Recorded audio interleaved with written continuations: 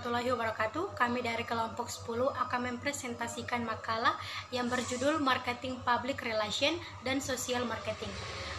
Saya akan menjelaskan itu bagian poin A, yaitu pertama, marketing public relation merupakan sebuah proses perencanaan dan juga pengevaluasian program-program yang dijalankan oleh manajemen perusahaan. Program tersebut bertujuan untuk mendorong pembelian produk atau jasa serta kepuasan konsumen akan produk atau jasa tersebut melalui kesan yang sebisa mungkin menghubungkan perusahaan dan produknya sesuai dengan keinginan dan kebutuhan konsumen. Selanjutnya yaitu peran marketing publik menurut Kotler dan Keller 2006. Pertama, yaitu membangun dalam peluncuran produk baru. Kedua, membantu dalam reposisi produk yang matang. Ketiga, membangun kepentingan atau minat dalam sebuah kategori produk. Keempat, yaitu mempengaruhi target kelompok yang spesifik. Kelima, yaitu membela produk yang mengalami masalah publik. Keenam, yaitu membangun citra perusahaan dengan cara mencerminkan kebaikan pada produk-produknya. Selanjutnya, yaitu social public relation adalah menjalani komunikasi untuk membangun hubungan baik dan positif antara organisasi dan publiknya. Tujuan public relation yaitu pertama, menciptakan pemahaman antara perusahaan dengan publik. Kedua, yaitu membangun citra korporat. Ketiga, corporate social responsibility. Keempat, yaitu membentuk opini publik yang favorable. Kelima, membentuk goodwill dan kerjasama. Selanjutnya yaitu ruang lingkup public relation. Di sini terbagi menjadi 10 bagian, yaitu pertama, hubungan internal. Kedua, publisitas. Ketiga, advertising. Keempat, press agency. Kelima, public affairs. Keenam, lobbying. Ketujuh, manajemen isu. Kedelapan, hubungan investor. Kesembilan, pengembangan. Ke-10 bagian lain sesuai kebutuhan. Terima kasih. Selanjutnya akan dilanjutkan oleh rekan saya. Assalamualaikum warahmatullahi wabarakatuh. Nama saya Ramiwati Isdiko, NIM 181022067. Di sini saya akan menjelaskan subbagian B, yaitu publik internal. Memasuki era globalisasi dan menghadapi rencana otonomi pengelolaan perguruan tinggi, pendidikan tinggi Indonesia menghadapi tantangan untuk meningkatkan kualitas sumber daya yang dimiliki, sehingga mampu menghasilkan output berkualitas yang berdaya saing tinggi. Tuntutan peningkatan kualitas ini di samping datang dari aktivitas akademika sebagai bagian organisasi atau yang disebut dengan publik internal, juga datang dari masyarakat atau yang disebut dengan publik eksternal. Dari publik sebagai klien datang tuntutan untuk meningkatkan kualitas pengajaran yang dapat menghasilkan lulusan berkualitas yang mampu menghadapi persaingan era globalisasi. Sedangkan dari publik sebagai mitra datang tuntutan untuk peningkatan kualitas hasil penelitian dan kualitas pengabdian pada masyarakat yang mampu menjawab permasalahan dan tantangan pembangunan. Media sosial memang ibarat pedang bermata dua bagi perusahaan atau organisasi. Di satu sisi memang memudahkan berkomunikasi dengan publik baik itu internal maupun eksternal. Namun, di sisi lain karyawan kadang tak mempertimbangkan resiko penggunaan media sosial. Karena ketidakhati-hatian tersebut, karyawan mungkin memposting informasi sensitif atau menuliskan hal-hal yang buruk terkait perusahaan sehingga merusak reputasi perusahaan tersebut.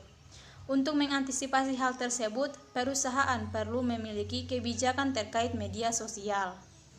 Organisasi sektor publik pada era modern telah dituntut untuk selalu efektif, efisien, dan akuntabel dalam memperhitungkan biaya ekonomi, sosial, serta dampak negatif dari aktivitas yang dilakukannya. Dalam organisasi sektor publik maupun swasta, anggaran merupakan hal yang penting dalam kemajuan organisasi, karena anggaran merupakan pernyataan estimasi kinerja yang akan dicapai oleh organisasi dalam periode tertentu yang dapat dinyatakan dalam bentuk moneter.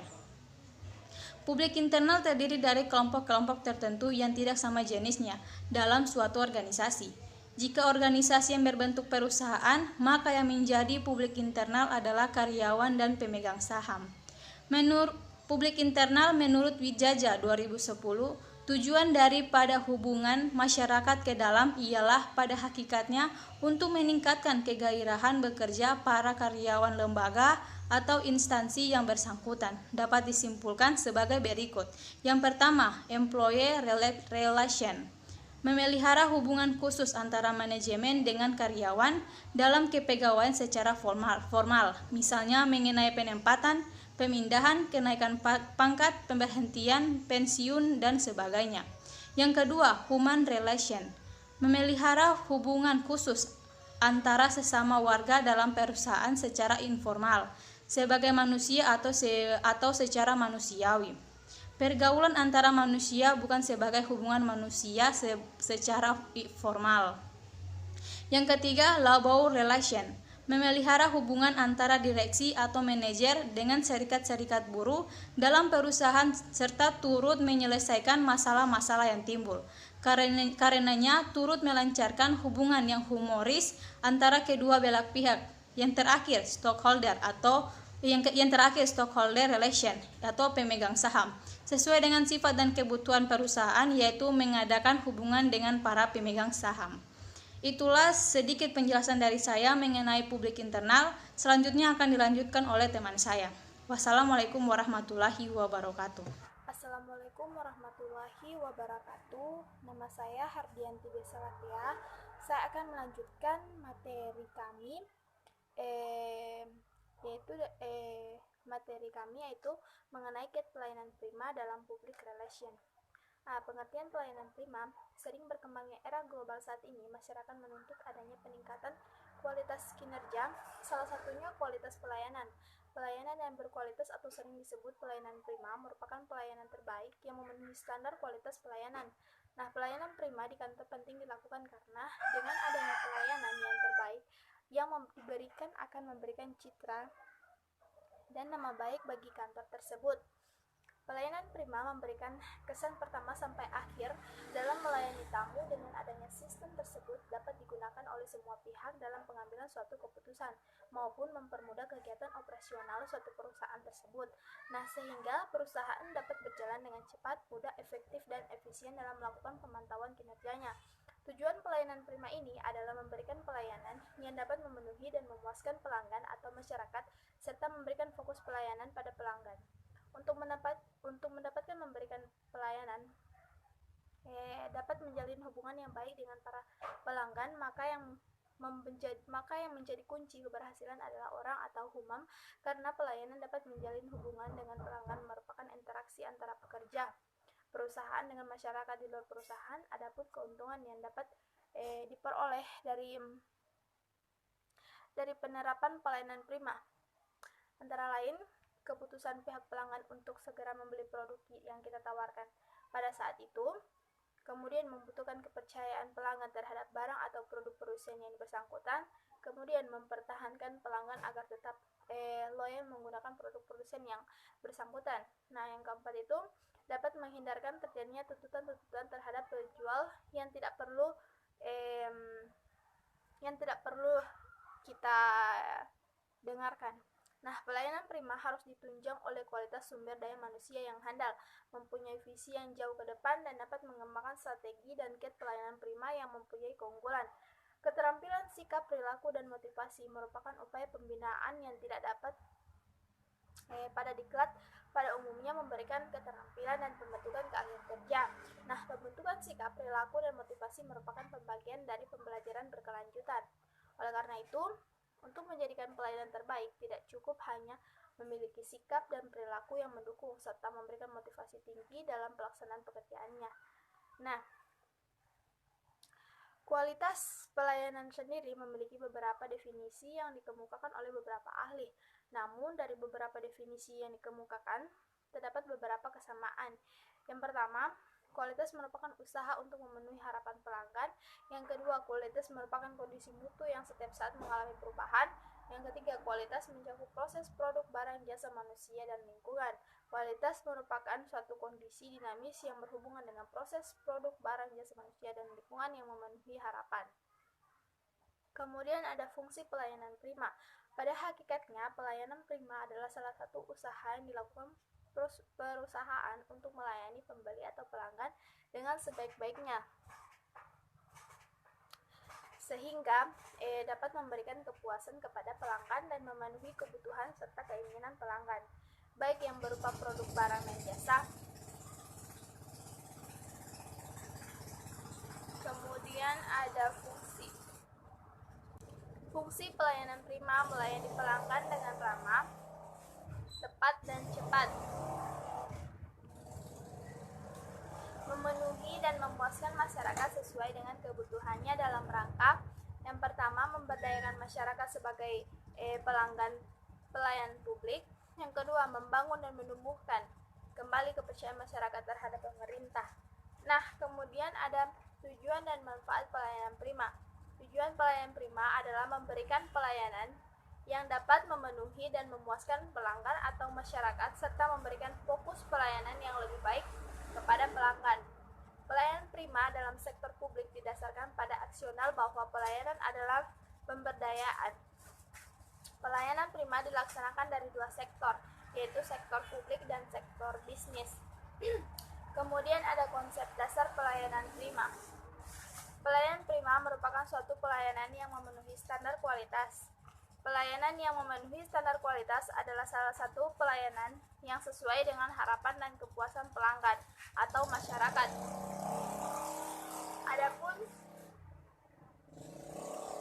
Adapun konsep pelayanan prima menurut Baratam yaitu kemampuan atau ability, kemampuan tertentu yang mempunyai kemampuan kerja yang bidang kerja yang ditekuni yang dibutuhkan untuk menunjang program layanan prima, seperti melaksanakan komunikasi yang efektif, mengembangkan motivasi, menggunakan humas sebagai alat dan membina hubungan ke dalam dan keluar organisasi atau perusahaan. Nah, kemudian ada sikap atau attitude, perilaku tertentu yang harus ditonjolkan ketika berhadapan dengan pelanggan. Keberhasilan bisnis industri jasa pelayanan akan sangat tergantung pada orang-orang yang terlibat di dalamnya. Sikap pelayanan yang diharapkan tertanam pada diri para karyawan adalah sikap yang baik, ramah, penuh simpatik, dan mempunyai rasa memiliki yang tinggi terhadap perusahaan. Jika kalian menjadi karyawan suatu perusahaan, sikap kalian akan menggambarkan perusahaan kalian. Kalian akan mewakili citra perusahaan, baik secara langsung maupun tidak langsung. Pelanggan akan menilai perusahaan dari kesan pertama dan dengan berhubungan dengan orang-orang yang terlibat dalam perusahaan tersebut. Sikap yang diharapkan berdasarkan konsep pelayanan prima adalah yang pertama, sikap pelayanan prima berarti mempunyai rasa kebanggaan terhadap pekerjaannya. Yang kedua, memiliki pengabdian yang besar terhadap pekerjaan. Yang ketiga, senantiasa menjaga martabat dan nama baik perusahaan. Yang keempat, sikap pelayanan prima adalah benar atau salah tetap perusahaan saya. Ya, itulah materi yang dapat saya jelaskan. Lebih dan kurangnya saya mohon maaf. Wabillahi taufiq wal hidayah. Wassalamualaikum warahmatullahi wabarakatuh.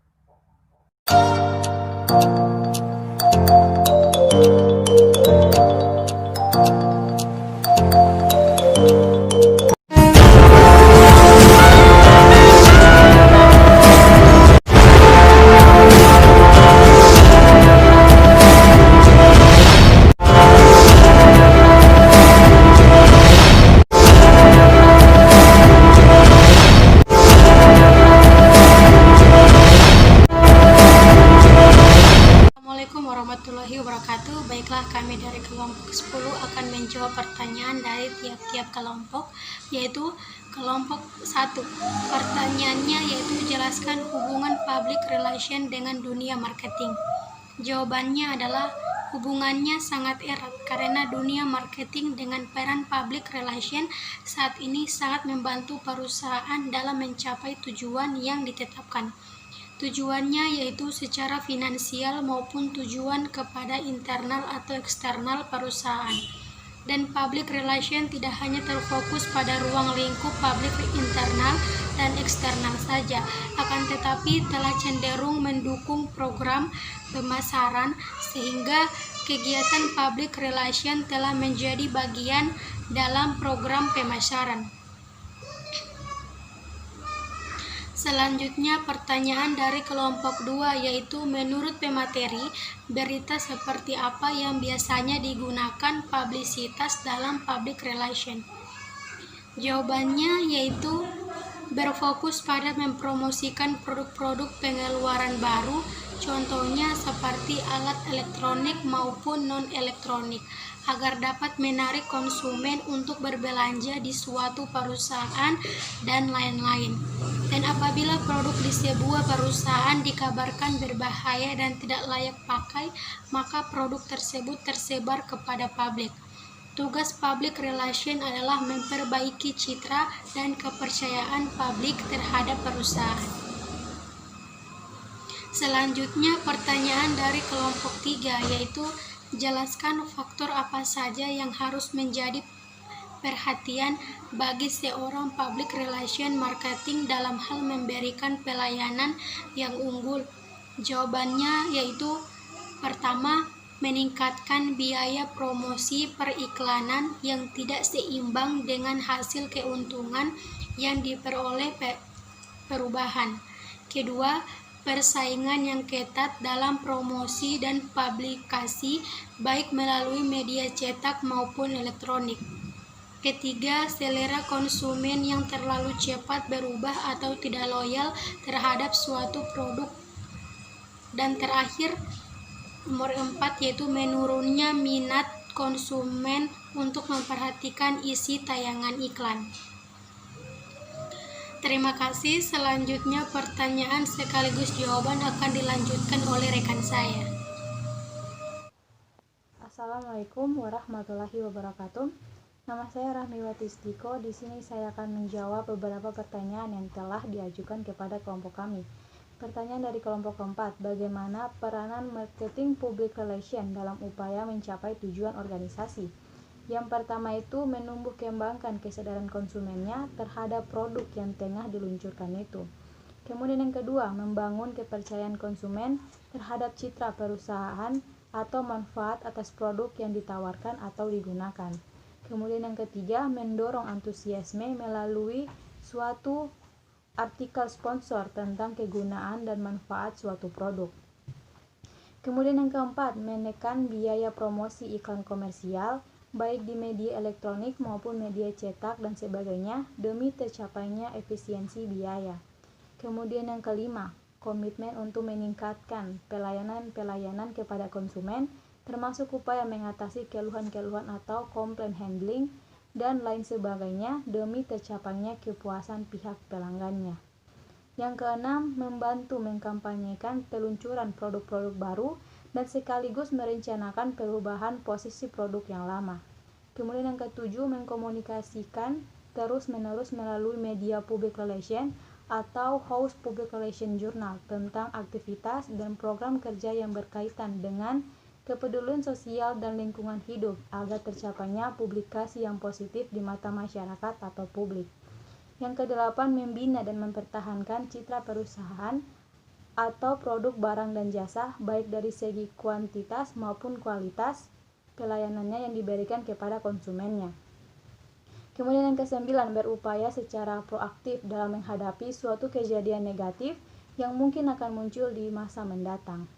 Selanjutnya pertanyaan dari kelompok 5. Apa tindakan yang harus dilakukan oleh seorang public relation dalam mengatasi karyawannya yang menggunakan media sosial yang kadangkala tak mempertimbangkan resiko penggunaan media sosial tersebut?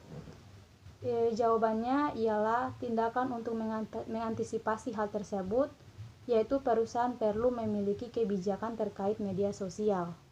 Adapun kebijakan media sosial itu yaitu yang pertama, blog, situs web, dan profil media sosial pribadi harus mencantumkan pernyataan sangkalan dengan jelas bahwa pandangan yang dikemukakan penulis adalah pandangan pribadi penulis dan tidak mewakili pandangan perusahaan. Kemudian yang kedua, harus mempresentasikan diri dengan akurat dan menyatakan hubungan Anda dengan perusahaan secara jelas sebagai perwakilan independen. Dilarang menyatakan diri sebagai karyawan, agen, atau lainnya. Yang ketiga, tidak boleh menggunakan merek dagang atau merek perusahaan pada nama pengguna atau nama panggilan dalam platform. media sosial manapun. Ini termasuk tapi tidak terbatas pada Twitter, Facebook, dan LineKit. Kemudian yang keempat, informasi yang dipublikasikan di blog, situs web, dan profil media sosial Anda harus tunduk dan mematuhi kebijakan dan prosedur. Ini juga berlaku bagi komentar yang dikirimkan ke blog, forum, dan situs jejaring sosial lainnya. Kemudian yang kelima, perwakilan independen tidak boleh menggunakan atau mencoba mendaftarkan atau menjual nama dagang, merek dagang, nama layanan, merek layanan, nama produk atau turunannya milik perusahaan dan perusahaan yang terkait dengannya untuk nama domain internet atau alamat email. Kemudian yang keenam, mengidentifikasikan diri Anda sebagai perwakilan independen. Anda mengidentifikasi diri Anda dengan citra merek dan nilai-nilai perusahaan. Dengan demikian, aktivitas online Anda dapat mempengaruhi persepsi orang lain terhadap perusahaan, produk, dan layanannya. Yang keenam, pertanyaan dari kelompok 6, apa yang dimaksud dengan social public relation dan apa saja peran marketing public relation? Social public relation adalah menjalani komunikasi untuk membangun hubungan baik dan positif antar organisasi dan publiknya. Selanjutnya, peran marketing public relation. Yang pertama itu membantu dalam peluncuran produk baru. Kemudian yang kedua, membantu dalam reposisi produk yang matang. Kemudian yang ketiga, membangun kepentingan atau minat dalam sebuah kategori produk. Yang keempat, mempengaruhi target kelompok yang spesifik. Yang kelima, membela produk yang mengalami masalah publik. Kemudian yang terakhir, yang keenam, membangun citra perusahaan dengan cara yang mencerminkan kebaikan pada produk-produknya. Baiklah, itulah sedikit jawaban dari saya terkait dengan pertanyaan-pertanyaan yang telah diajukan kepada kelompok kami. Sekian dari saya. Wassalamualaikum warahmatullahi wabarakatuh. Assalamualaikum warahmatullahi wabarakatuh. Nama saya Hardianti Biasalakia. Saya akan menjawab pertanyaan-pertanyaan yang telah diberikan kepada kelompok kami, yakni kelompok 10. Nah, langsung saja kepada pertanyaan pertama dari kelompok 7. Bagaimana strategi dari marketing public relation dalam meningkatkan citra perusahaan? Nah, jadi strategi marketing public relation, pendekatan antara corporate public relation dan marketing public relation adalah strategi marketing public relation.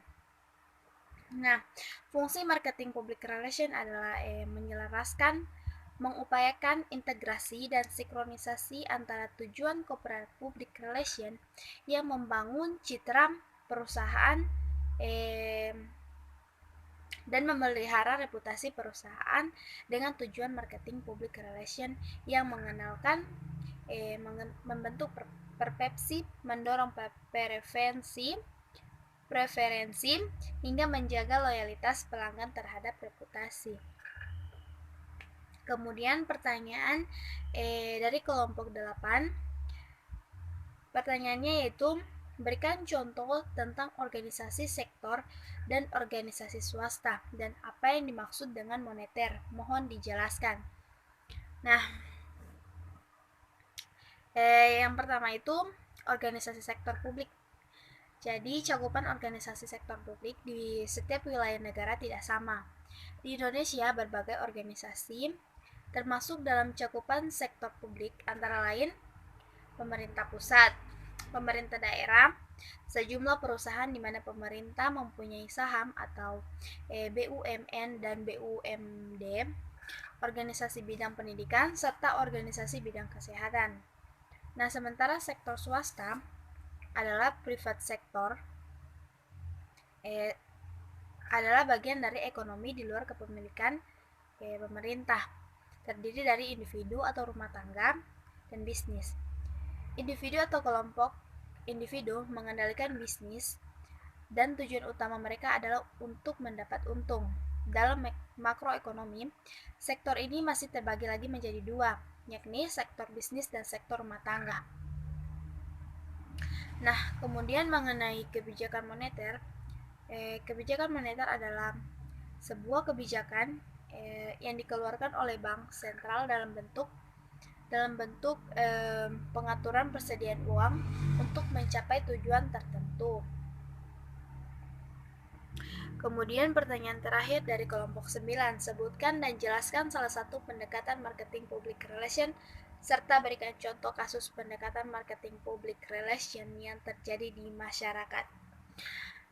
Nah, marketing public relation sebagai suatu proses perencanaan, pelaksanaan, dan pengevaluasian program-program yang memungkinkan terjadinya pembelian dan pemuasan konsumen melalui komunikasi yang baik mengenai informasi dari perusahaan terhadap citra merek, brand image terhadap suatu produk tertentu. Contoh dari kasus pendekatan marketing public relation yang terjadi di masyarakat itu yaitu contohnya dalam promosi pariwisata. Studi kasus dengan pendekatan marketing public relation. Baik, terima kasih. Itulah jawaban yang dapat saya berikan. Lebih dan kurangnya saya mohon maaf. Wabillahi taufiq wal hidayah. Wassalamualaikum warahmatullahi wabarakatuh.